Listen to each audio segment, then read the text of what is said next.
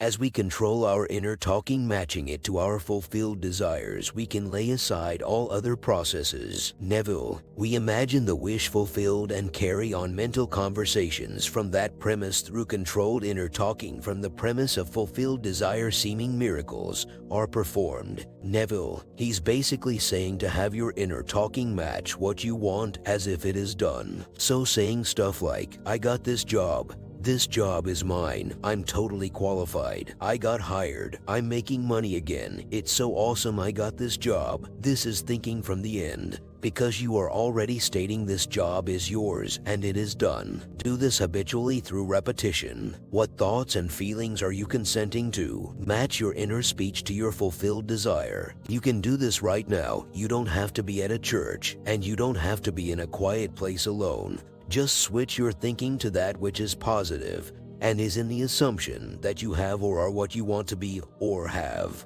and continue to hold true to this assumption for however long until it comes into your life. Match your speech and your thoughts with what you want as if it is done. You do this by thinking from the end. So if you want a car, don't say, man, it would be cool to have this car. No, say, I love my car. My car drives so nicely. I have my own car. Think from, not of. Think from as if it is done and you have, or it. Not of it, not just thinking about how cool it would be to have, be it. Inner speech mirrors imagination, and imagination is Christ. Inner speech objectifies itself. So what are your inner conversations like? Monitor them, because they are creating your life as we speak. That which we think feelingly upon we will experience in our reality. I have found a way to shift my inner conversations with ease. When you have freed your inner conversation, you can lay down all other techniques. Why? Because all other techniques are based on your inner conversation. Before I tell you how this works, I will tell you why this works. When you ask a question, you are directing your mind. Your mind is in the business of answering questions, any question. So as you ask a question, you are literally changing your focus every time. The technique uses this truth and uses it with simplicity. Whenever you become aware, which you will, that you are carrying on an old conversation, follow these steps. 1. Notice with kindness. Remind yourself that this is an old conversation and it does not belong to you at all. 2. Ask yourself this question. If I already were who I wanted to be right now, what would my inner conversation be? 3. Freestyle. Literally, be free. Speak from the new conversation now. Do you feel how your energy shifted? That's it. It works every single time. Have fun with this. Here is a powerful insight from Neville Goddard. Inner talking. Put off the former conversations which are corrupt. He calls it the old man. So I sit and I think no one sees me, no one hears me, I'm all alone. I can just feel sorry for myself and go to the backyard and eat worms. And so I sit down and I feel very, very sorry for myself. I carry on these inner conversations feeling horrible. And then he comes to the conclusion, what have I said? What have I done? If you have a goal, I do not know his goal. I said, if you have a goal and it's dollars and cents, whatever you have made this year, make it 10 times, make it 20 times what you made. Now you know it's all inner talking anyway. What does it matter what others make, what they have made? Make it. You'll be no better off because you made it. You may be no nearer the goal of awakening as God himself, but you're living in the world of Caesar and you've discovered now how you do it. Put off the former conversations that belong to the old man, for that is corrupt, and put on the new man. I say to you, start these inner conversations. You will notice, because we are all creatures of habit, you have a habit to overcome. In the course of a day, you'll find yourself thinking negatively 1,000 times, and you will carry on arguments with 1,000 people from premises of unfulfilled desire. Don't try to justify it. The average mind, not knowing this and knowing this story, will say, well, let me finish it first. Let me finish my negative conversation first, and then I'll do it. I want to tell him off. So we bring before our mind's eye someone and we carry on this negative conversation. We become aware of what we're doing, but it's so pleasant from a negative point of view we want to finish it. So we carry on the negative state and finish it before we'll turn to the positive. Don't waste your precious time. The minute you become aware that you're carrying on these negative conversations, stop it and come back without any conversation with yourself. No condemnation of yourself, no justification of what you did. Don't do it and come back to the new man. Put off the old man whom he said is corrupt, and the old man is tied to conversations. Put off the former conversations, the old man which is corrupt.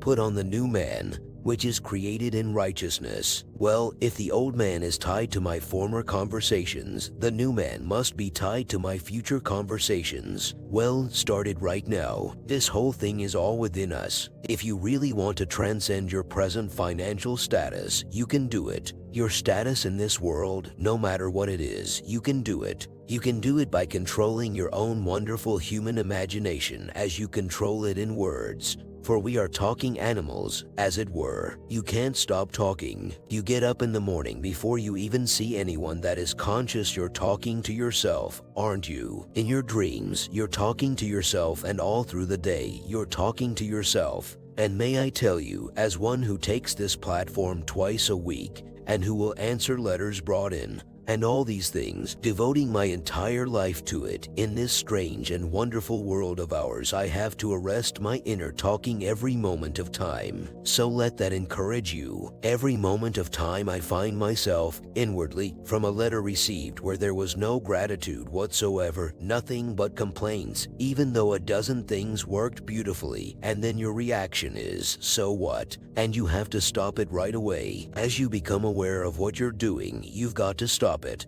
and get back on the beam of positive thinking. Therefore, if I, a teacher, can confess to you that every day I become aware of negative inner talking and must arrest it, then my heart goes out to everyone who is not doing the professional job of it, because what must they be doing in the course of a day? But nothing in this world comes into being unassisted by these inner conversations. We're told in the book of Isaiah, "My word shall not return unto me void, but it shall accomplish that which I please." Every word ...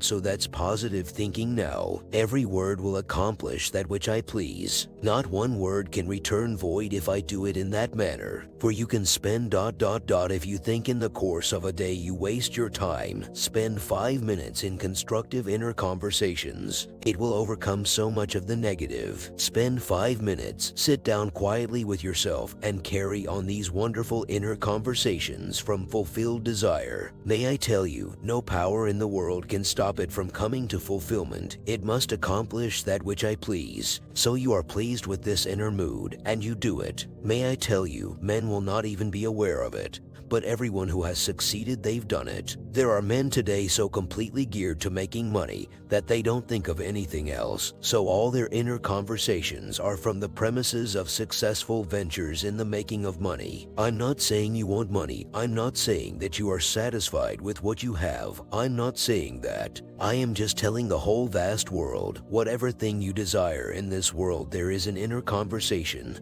that, if true, would imply that you've realized it, and you carry on these inner conversations. Let no one tell you that anyone can stop you. They can't stop you. Someone this very night in a dungeon may be actually setting in motion tomorrow's conflict. They carry on a conversation within themselves from some horrible premise based upon a feeling of being abused or being ill-treated or being taken advantage of. There they are, and they're carrying it, and no one can stop it. They can't stop it. But you and I, knowing this, let them alone, because you can't stop them anyway. Leave them and let them be exactly as they are. But you and I can start our own positive conversations and in some way modify them in our life. If we don't live in this manner, we're going to fall victim to what they're doing. I tell you from my own personal experience. So these inner conversations are part of the mystery of Christ. I have been teaching now since 1938, the second day of February of 1938, across this country, as I am to you. Small audiences, large audiences, vast audiences on the radio where you could not number them, where 26 states were tuned in. On TV where you go and maybe 500,000 people tune in on Sunday afternoon. And after all these years, 1938 to now, I still find myself in need of constant watchfulness. So I, professional teacher teaching others what to do, find myself in need every moment of time of watching what I inwardly say to bring myself back to the wish fulfilled.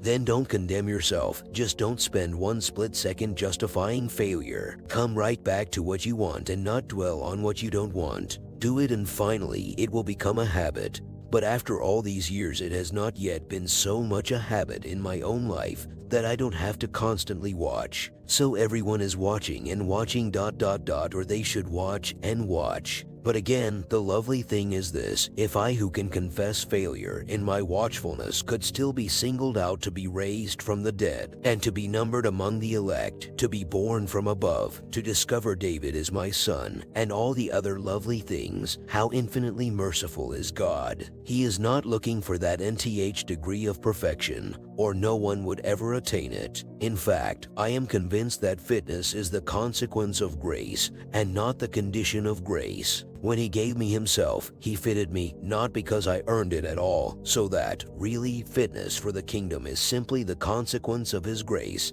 and not the condition of his grace. Now let us go into the silence.